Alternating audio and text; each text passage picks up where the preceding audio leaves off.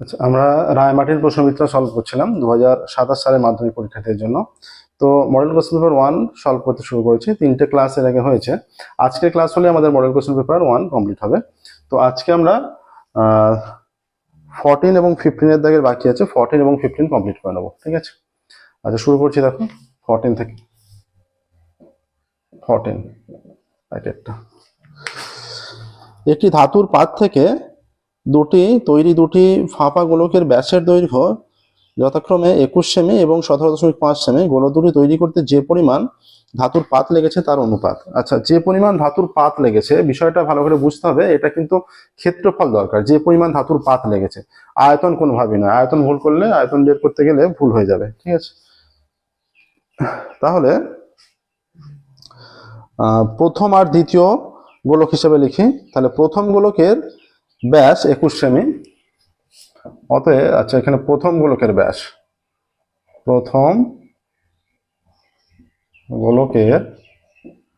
ব্যাস সমান 21 semi.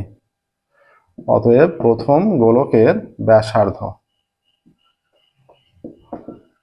21/2 semi. আচ্ছা, অতএব প্রথম গোলকটি তৈরি করতে বা প্রথম গোলকের সমগ্র তলের ক্ষেত্রফল বললেও হবে। অতএব প্রথম গোলকের সমগ্র তলের ক্ষেত্রফল 4πr², 4π রেখে দিই, আর 21/2 তার স্কোয়ার, এত বর্গ সেমি। ক্ষেত্রফলের একক বর্গ সেমি হয়। ঠিক আছে, আচ্ছা এবার দ্বিতীয় গোলকে চলে যাচ্ছি। দ্বিতীয় গোলকের ব্যাস সমান, দ্বিতীয় গোলকের ব্যাস কি হবে? 17.5 সেমি বলা আছে।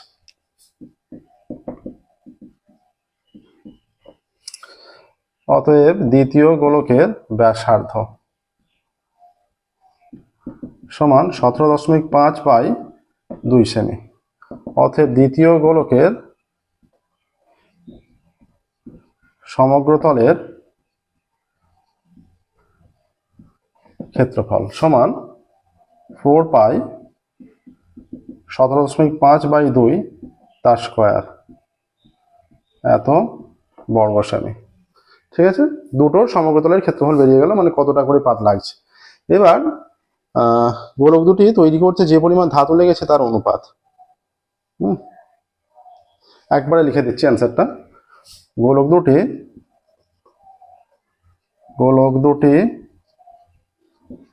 তৈরি করতে যে পরিমাণ ধাতুর পাত লেগেছে তার অনুপাত। তার মানে সেটা সমগ্র তলের ক্ষেত্রফলের অনুপাতই হবে। এখানে 4π 21/2 তার স্কোয়ার ইজ টু 4π 17.5/2 তার স্কোয়ার। 4π তুলে দিচ্ছি আমরা। 21/2 ইন্টু 21/2 ইজ টু, এটা 21/2 ইজ টু 17.5/2 ইন্টু 17.5/2। এবার দুটো থেকে মানে প্রত্যেকটার নিচে ধরো 4 আছে, সেগুলোকে তুলে দিচ্ছি। ঠিক আছে,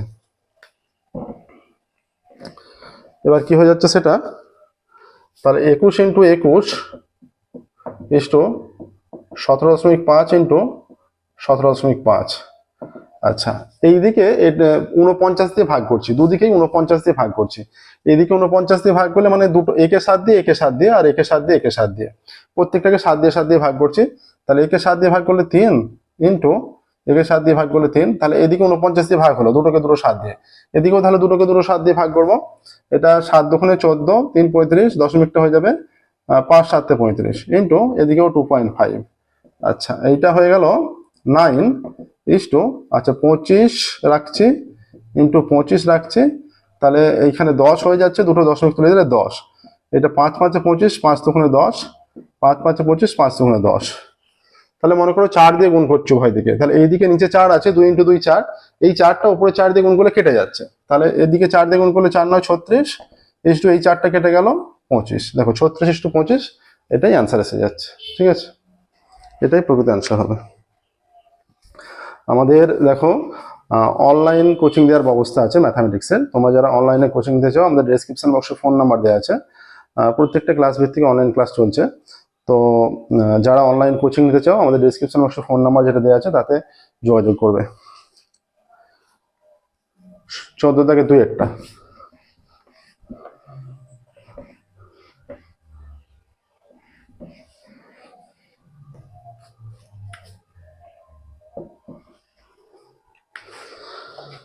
একটি সমকোণী ত্রিভুজের সমকোণ সংলগ্ন দুটি বাহু দৈর্ঘ্য 8 সেমি আর 6 সেমি।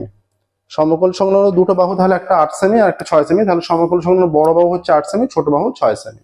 আচ্ছা, এবার এখানে বলেছে যে সমকোণ সংলগ্ন বাহু দুটি দীর্ঘ বাহুটিকে অর্থাৎ 8 সেমিটাকে অক্ষ করে ত্রিভুজটিকে একবার সম্পূর্ণ আবর্তন করলে বা পূর্ণ আবর্তন করলে যে ঘনবস্তু তৈরি হয় তার সমগ্রতলের ক্ষেত্রফল। অর্থাৎ এইটা মনে করো এইরকম কন্ডিশন আছে, এটা 8 সেমি, এটা 6 সেমি, এইরকম। তাহলে এটা একটা ত্রিভুজ। এবার একে অক্ষ করে সম্পূর্ণ করলে এদিকেও একটা 6 সেমি বিশিষ্ট এরকম হবে, আর এইটা উৎপন্ন হচ্ছে। তার মানে যেটা উৎপন্ন হচ্ছে সেটা হচ্ছে দুদিকটা সমান হবে, যদিও এদিকটা একটু বড় এদিকটা ছোট হয়েছে, একটা শঙ্কু উৎপন্ন হবে সমানভাবে আবর্তন করলে, যার শঙ্কুর উচ্চতা হবে এই 8 সেমিটা, ব্যাসার্ধ হয়ে যাবে 6 সেমিটা, এই 6 সেমি, আর এইটা তির্যক উচ্চতা 10 সেমি হয়ে যাবে ক্যালকুলেশন করলে। সেটা আমরা দেখাচ্ছি ক্যালকুলেশন করে। তাহলে একটা শঙ্কু উৎপন্ন হচ্ছে, সম্পূর্ণ আবর্তন করলে দীর্ঘ বাহুটাকে অক্ষ করে সম্পূর্ণ আবর্তন করে একটা শঙ্কু উৎপন্ন হচ্ছে, এবং এই শঙ্কুটাই ক্ষেত্রফল নির্ণয় করতে হবে পাই আর ইন্টু আর প্লাস এল ফর্মুলা ফেলে। ঠিক আছে। আচ্ছা, সমকোণ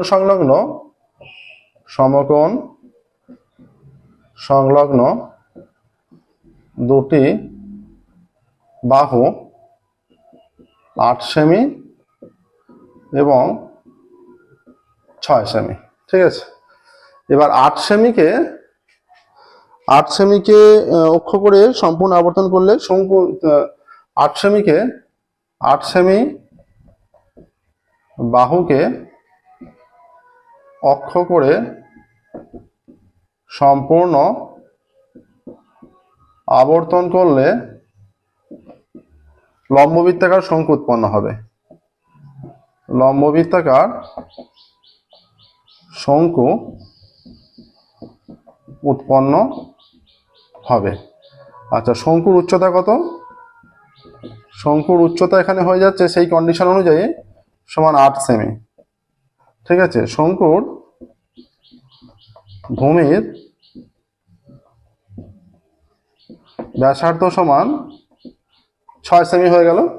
আর শঙ্কুর তির্যক উচ্চতা কত হবে? অতএব শঙ্কুর তির্যক উচ্চতা সমান, মানে L is equal to root over of r square plus 8 square, formula ফেলে দিচ্ছি, root over of 8 square plus 6 square এত সেমি, রুট ওভার অফ 28 64 প্লাস 6 6 36 এত সেমি, রুট ওভার অফ 100 সেমি সমান 10 সেমি হয়ে যাচ্ছে। প্লাস মাইনাস 10 হবে, সেখান থেকে পজিটিভটা গ্রাহ্য হবে। তাহলে তির্যক উচ্চতা হয়ে যাচ্ছে 8 সেমি। তাহলে এবার বলছে যে ঘনবস্তু তৈরি হবে, অর্থাৎ শঙ্কু তৈরি হচ্ছে, অতএব শঙ্কুর সমগ্রতলের ক্ষেত্রফল। অতএব সহজ অঙ্ক ছিল, ছোট্ট অঙ্ক। অতএব শঙ্কুটির সমগ্রতলের ক্ষেত্রফল পাই আর, মানে পায়ের মান বসিয়ে দাও 22/7, আর সমান কত 6 ইন্টু পাই আর ইন্টু আর প্লাস এল, আর মানে 6 প্লাস এল এর মান 10, এত বর্গ সেমি হয়ে যাবে। ঠিক আছে। আচ্ছা, এই ক্যালকুলেশনটা আমরা এখানটা একটু করে দেখাচ্ছি।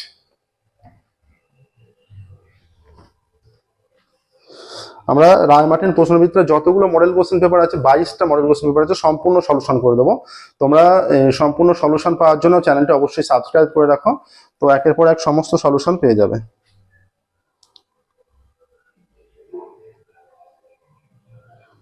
আচ্ছা, আমরা এখানে পাইটাকে পাই রেখে দিচ্ছি, 22/7 রেখে লাভ নেই, কিছু কাটাকাটি, যেহেতু 7টা যাবে না, 22/7 ছিল নিচে, 7টা কোনো কিছুর সঙ্গে কাটাকাটি যাচ্ছে না, ইজিক্যাল টু পাই থাকছে 16 ইন্টু 6, 6 16 96, 96 পাই এত বর্গ সেমি হয়ে যাচ্ছে, 96 পাই বর্গ সেমি। ঠিক আছে, এইটা আসছে দেখো 96 পাই এত বর্গ সেমি। নেক্সট দেখো, দুটো হয়ে গেল খুব সহজেই, দুটোই সহজ অঙ্ক ছিল। ঠিক আছে, নেক্সট 14 দাগের 3-এরটায় যাবো আমরা।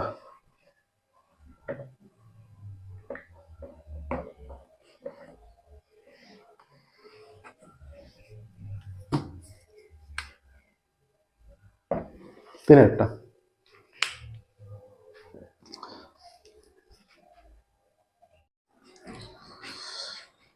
আচ্ছা, 14 দাগের 3-এর বলছে তামার আয়তঘনের দৈর্ঘ্য প্রস্থ উচ্চতা যথাক্রমে 11 সেমি, 9 সেমি ও 6 সেমি।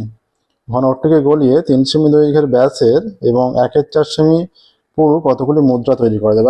আসলে মুদ্রা যে তৈরি করা হবে, প্রথমত আয়তঘন দৈর্ঘ্য প্রস্থ উচ্চতা দেওয়া আছে, এটা নিরেট আয়তঘনক, ঠিক আছে। তাহলে নিরেট আয়তঘনক আর একটা মুদ্রা তৈরি করা যাবে, প্রত্যেকটা মুদ্রার আকৃতি কিন্তু লম্ববৃত্তাকার চোঙ আকৃতি ধরে নিতে হবে। এটা কল্পনা করে দেখো মুদ্রাটা কেমন হবে। হাইট আছে সলিড, সেটা লম্ববৃত্তাকার চোঙ, সেটা গোলক বা অন্য কিছু নয়, ঠিক আছে। তাহলে আয়তঘনের দৈর্ঘ্য প্রস্থ উচ্চতা যথাক্রমে আয়তঘনের দৈর্ঘ্য প্রস্থ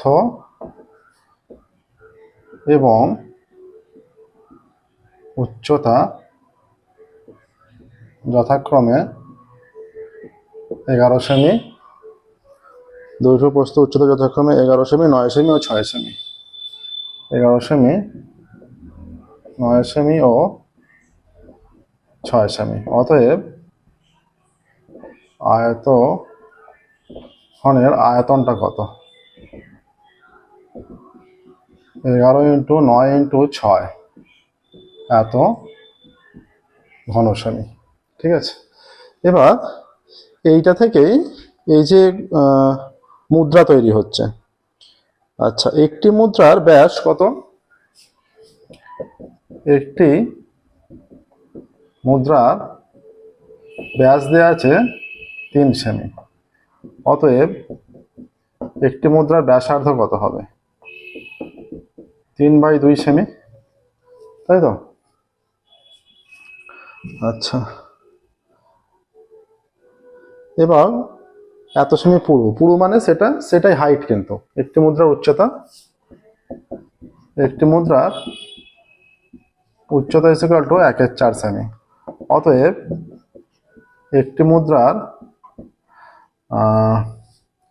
আয়তন কত? পাই আর স্কোয়ার এইচ, পাই এর মান 22/7, আর স্কোয়ার মানে 3-এর 2টা দুবার হবে, আর এইচ মানে 1/4, এত ঘন সেমি, ঠিক আছে। আচ্ছা, এইখানে লিখে রাখবে, ধরি এক্সটি মুদ্রা তৈরি করা যাবে, এইখানটা ধরি এক্সটি মুদ্রা পাওয়া যাবে, ঠিক আছে। অতএব এক্সটি মুদ্রার আয়তন, এটার সঙ্গে এক্স গুণ, এক্স ইন্টু 22/7 ইন্টু 3-এর 2 ইন্টু 3-এর 2 ইন্টু 1/4। তাহলে এই যে আয়তনটা, এইটা থেকেই কিন্তু এইটা তৈরি করা যাচ্ছে। তাহলে দুটোর আয়তন সমান হবে, শর্ত অনুসারে দুটোকে ইকুয়াল করে দেওয়া হবে। অতএব শর্ত অনুসারে হয়ে যাচ্ছে যেটা, অতএব দেওয়ার দরকার নেই এখানে।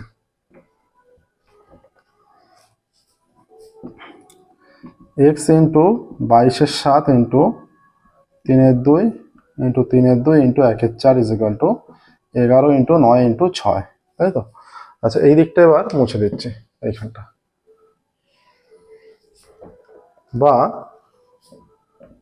এক্স সমান কত হয়ে যাচ্ছে? ডান দিকের ভ্যালুটা যেমন আছে থাকবে, 11 ইন্টু 9 ইন্টু 6 ইন্টু 22/7টা ওদিকে গিয়ে 7-22 হলো, ইন্টু 3-এর 2টা হয়ে গেল 2-এর 3, আবারও 3-এর 2টা 2-এর 3, আর 1/4টা 4 হয়ে গেল।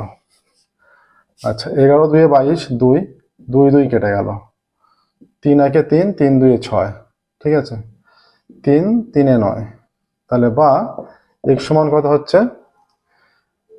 4 7 28, 28 দুগুণে 56, 56 দুগুণে 112, 112 ইন্টু 3 336। অতএব 336টি মুদ্রা, এতটি মুদ্রা পাওয়া যাবে বা তৈরি করা যাবে, এতটি মুদ্রা পাওয়া যাবে। হলো, দেখো কত সহজভাবে হয়ে গেল। 336টি মুদ্রা কি বলেছিল ওখানে, যে কতগুলি মুদ্রা তৈরি করা যাবে, বা 336টি মুদ্রা তৈরি করা যাবে। 14 দাগে 3টে ছিল, 3টেই হয়ে গেল। এবার 15 দাগ। 15 দাগের রাশি বিজ্ঞানের অঙ্ক।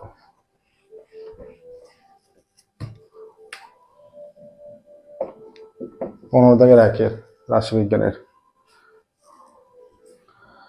আচ্ছা, রাশিবিজ্ঞানের অঙ্কে প্রথমটাই কি দিয়েছে, গড় নির্ণয় করতে দিয়েছে। শ্রেণীর সীমা দেওয়া আছে, পরিসংখ্যা দেওয়া আছে। হ্যাঁ, আচ্ছা, শ্রেণীর সীমা 1 থেকে 4, 4 থেকে 9, তাহলে এটাই শ্রেণীর সীমানা। তাহলে শ্রেণীর সীমানা বলে লিখছি, যেহেতু মানটা একই আছে, মানে একটা শেষের সঙ্গে অন্যটা শুরু হয়েছে, এটাই শ্রেণীর সীমানা। হ্যাঁ, আচ্ছা, শ্রেণীর সীমানা।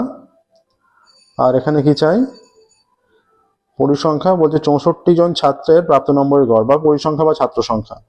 পরিসংখ্যা হবে, মধ্যক হবে পরিসংখ্যা, এটাই কিন্তু এফ। হ্যাঁ, আচ্ছা, মধ্যক চাই, মধ্যকটাই কিন্তু এক্স,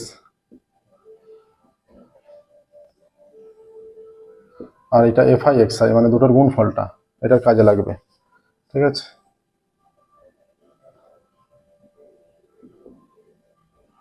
আচ্ছা, এবার শ্রেণী সীমানা আছে 1 থেকে 4, 4 থেকে 9, 9 থেকে 16, 16 থেকে 17। 1 থেকে 4, 4 থেকে 9, 9 থেকে 16, 16 থেকে 17। স্টেপ লেন্থগুলো সমস্ত ইকুয়াল নেই কিন্তু। আচ্ছা, তাহলে 1 থেকে 4 যে এখানে পরিসংখ্যাগুলো 6, 12, 26, 20, তাই তো, এরকম দেওয়া আছে 6, 12, 26, 20। সামেশন অফ এফ আই কত, 46, 46, 58, 64 বলেই দেওয়া আছে, যদিও 64 জন ছাত্র বলেই দেওয়া আছে। আচ্ছা, মধ্যক 1 থেকে 4 মধ্যক কত হবে, 1 থেকে 4 মধ্যক হয়ে যাচ্ছে 2.5, তাই তো, 1 থেকে 4 মধ্যক 2.5 হবে। আচ্ছা, 4 থেকে 9, 4 দুটোকে যোগ করে 2 দিয়ে ভাগে, প্রসেস হচ্ছে এটা। 1 আর 4 যোগ করলে 5, 5 কে 2 দিয়ে ভাগ করলে 2.5, 9 আর 4 13, 13 কে 2 দিয়ে ভাগ করলে 6.5। আচ্ছা, 16 আর 9 25, 25 কে 2 দিয়ে ভাগ করলে 12.5, 17 আর 16 কত হচ্ছে 33, 16.5 হলো। এবার গুণফলগুলো, 2.5 কে 6 দিয়ে গুণ করলে এটা হয়ে যাবে 15, তাই তো। আচ্ছা, 12 দিয়ে 6 12 72, আর 6 78 হবে, 12 ইন্টু 6.5 হয়ে যাবে 78। এবার আছে 12.5 ইন্টু 26, 12.5 ইন্টু 26, এটা কত হচ্ছে, এটা হয়ে যাচ্ছে 260, 300, 325, 325। ঠিক আছে, আচ্ছা, 16.5, এটা বোঝাই যাচ্ছে এখান থেকে। হ্যাঁ, 16.5 কে 20 দিয়ে গুণ হয়ে যাবে সহজেই 330। তাহলে summation of F I x I কত হয়ে যাচ্ছে, 5 আর 5 10, আর 8 18, 8, 5 আর 5 10 আর 8 18, 8 হাতে 1, 7 আর 3 10, আর 2 12, আর 1 13, আর 1 14, 4 হাতে 1, 3 3 6 আর 1 7, 748। ঠিক আছে, অতএব যৌগিক গড়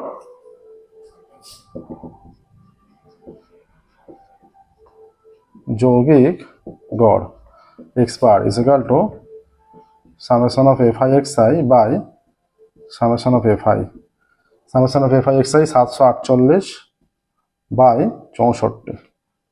ঠিক আছে, 4 দিয়ে কি দুটোই কাটাকাটি যাচ্ছে, 4 একে 4, 3 34, 4 32 যাচ্ছে, তোমার এটা হয়ে যাচ্ছে 4 16 64, 4 একে 4, 3 34, 4 8 32, 2 28, 4 7 28। আচ্ছা, 187/16, এটা আর কোনোভাবে কাটাকাটি যাবে না। এটা তাহলে কত হচ্ছে, ভাগ করে দেখলে 16 দিয়ে 187 কে 16 একে 16, 2 27, 16 একে 16, 1 এর সাথে 1 দশমিক, দশমিকের জন্য 0, 5 16 80, 6 16 96, 96, 14 0, 7 16, 6 16 96, 7 16 12, 8 16, 128, 12 নামছে। তার মানে এটা 5-এর চেয়ে বড় সংখ্যা হবে, পরেরটা যেটা খাবে 7 হবে, তার মানে 11.69 হয়ে যাচ্ছে প্রায়, 11.69 ইজ ইকুয়াল টু 11.69 এখানে প্রায়। ঠিক আছে, কারণ বোঝা যাচ্ছে এখানে যখন 120 হবে এখানে 7 খাবে, যেহেতু 8-এর পরের 2 ঘর পর্যন্ত নেবো, এটা 7 হচ্ছে তো 2 ঘর পর্যন্ত নেবো, তারপরের সংখ্যাটা যেহেতু 7 আছে মানে 5-এর চেয়ে বড়, তাহলে 2 ঘরে যেটা আছে তার সঙ্গে 1 অ্যাড হয়ে যাবে।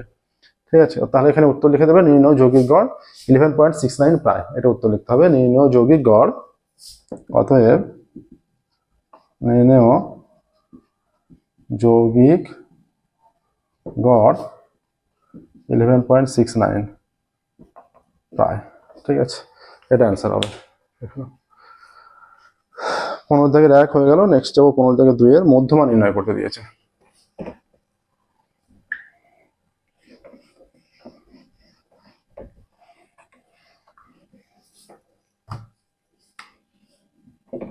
পনেরো 2 মধ্যমা নির্ণয়ের অঙ্ক। আচ্ছা,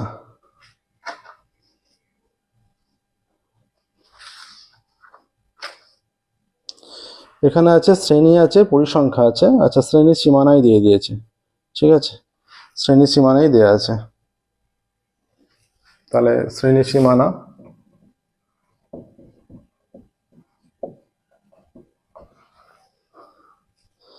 পরিসংখ্যা,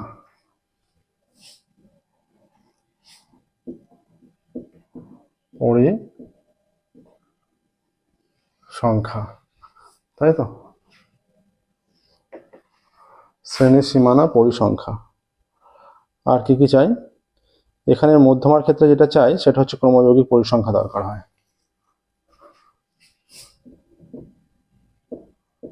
ক্রমযৌগিক পরিসংখ্যা,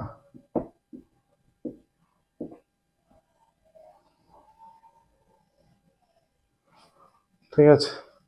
শ্রেণীর সীমানা কি কি আছে? 35 থেকে 40, এইভাবে কন্টিনিউ আছে। 35 থেকে 40, 40 থেকে 45, 45 থেকে 50, 50 থেকে 55, 55 থেকে 60, 60 থেকে 65।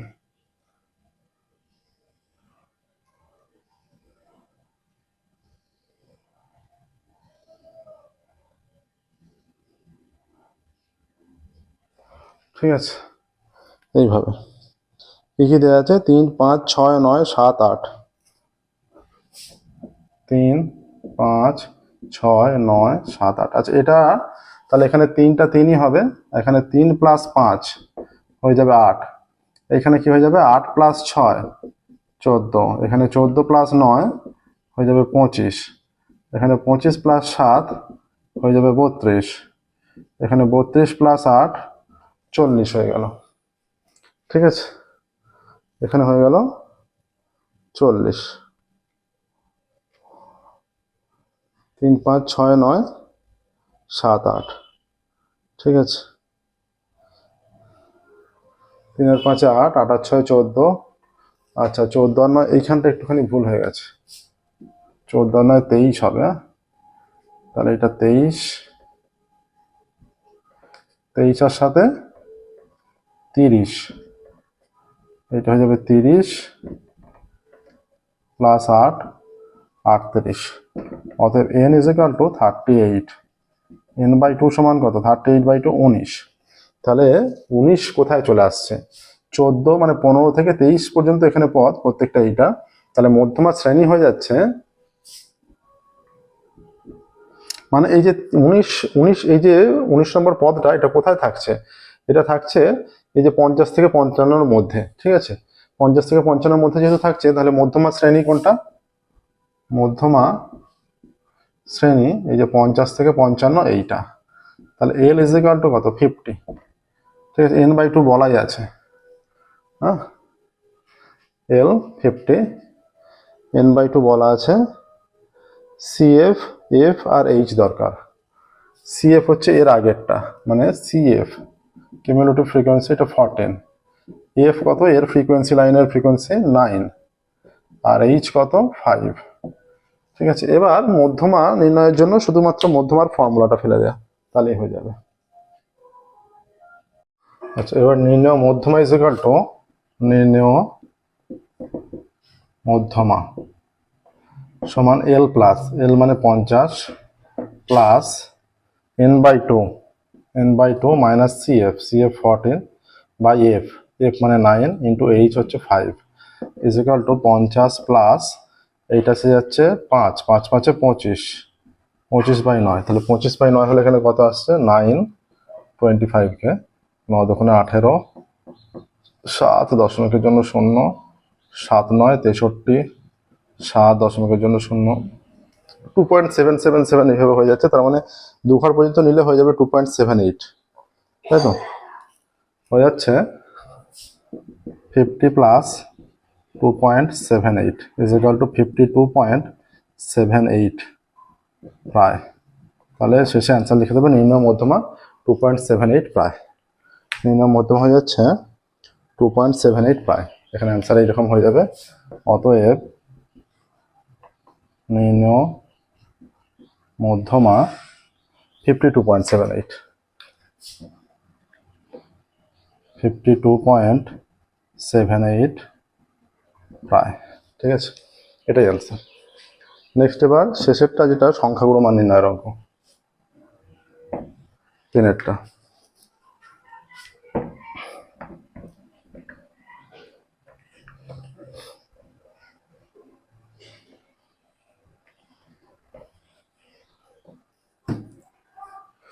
আচ্ছা, শ্রেণীর সীমা দেওয়া আছে, পরিসংখ্যা দেওয়া আছে, সংখ্যাগুলো মান।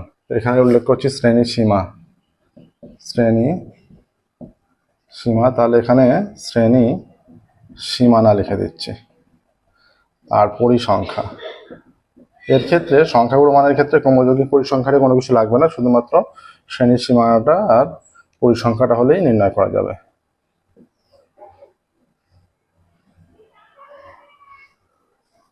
পঞ্চাশ থেকে 59,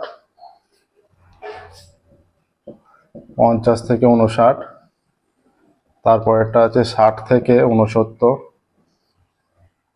তারপরেরটা আছে 70 থেকে 79 আছে, তারপরে আছে 80 থেকে 89, তারপরেরটা আছে 90 থেকে 99, তারপরেরটা আছে 100 থেকে 109, এই পর্যন্ত আছে।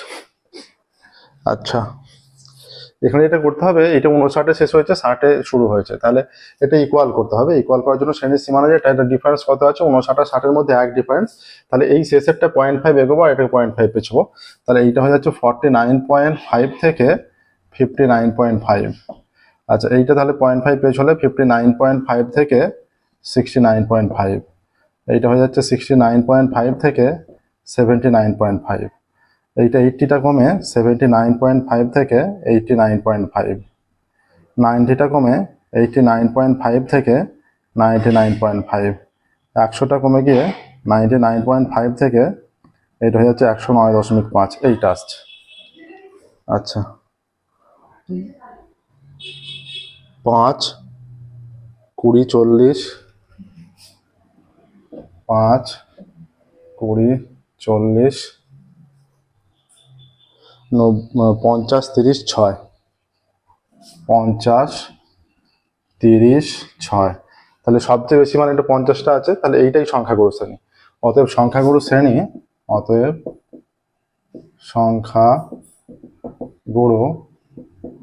শ্রেণী হয়ে যাচ্ছে এই শ্রেণীটাই 79.5 থেকে 89.5, এইটাই সংখ্যাগুরু শ্রেণী।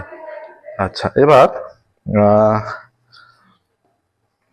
তাহলে L ইজ ইকুয়াল টু কত, L ইজ ইকুয়াল টু 79.5। আচ্ছা, F1 ইজ ইকুয়াল টু কত, এর পরিসংখ্যাটা 50। আচ্ছা, F0 কত, F0 40। আচ্ছা, F2 কত, এর পরেরটা এই 30, ঠিক আছে। আচ্ছা, step length H is equal two কত, 10, H ইজ ইকুয়াল টু 10। তাহলে অতএব নির্ণয় সংখ্যাগুলো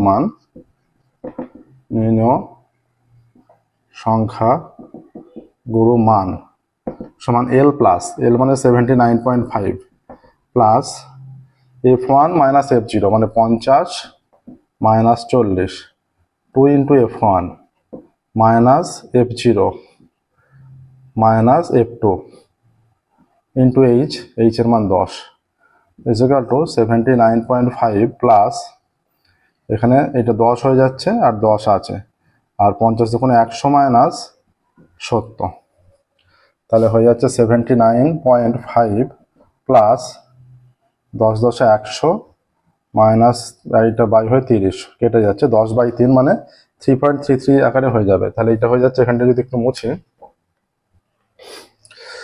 এটা হয়ে যাচ্ছে ইজ ইকুয়াল টু 79.5 প্লাস 10কে 3 দিয়ে ভাগ করলে 3.33, এইভাবে 2 ঘর নিচ্ছি, তাহলে হয়ে যাচ্ছে 0.83, আর 9 থেকে 12 2 হাতে 1 7 থেকে 8, এইটা নির্ণয় সংখ্যাগুলোর মান 82.83। ঠিক আছে, এটা প্রায় হয়ে যাবে। অতএব নির্ণয় সংখ্যাগুলোর মান, নির্ণয় সংখ্যাগুলোর মান 82.83 প্রায়। ঠিক আছে, দেখো তাহলে এর সাথে সাথে আমাদের রায়মার্টিন প্রশ্নবিদ্যার 546 পেজের যে কোশ্চেন সেটটা ছিল মডেল কোশ্চেন পেপার 1 এর সম্পূর্ণ সলিউশন কমপ্লিট হলো। ঠিক আছে, আজকের মতো আমরা এখানে স্টপ করব। আমাদের অনলাইন ম্যাথামেটিক্সের কোচিং দেওয়ার ব্যবস্থা আছে, তোমরা যারা অনলাইন কোচিং নিতে চাও আমাদের ডেসক্রিপশন বক্সে ফোন নাম্বার দেওয়া আছে, সেই ফোন নাম্বারে অবশ্যই যোগাযোগ করবে। আজকের ক্লাস আমরা এখানে স্টপ করছি, পরবর্তী ক্লাসে মডেল কোশ্চেন পেপার 2 এর সলিউশন শুরু করবো 1 এর দাগ থেকে। ওকে, থ্যাংক ইউ এভরিওয়ান।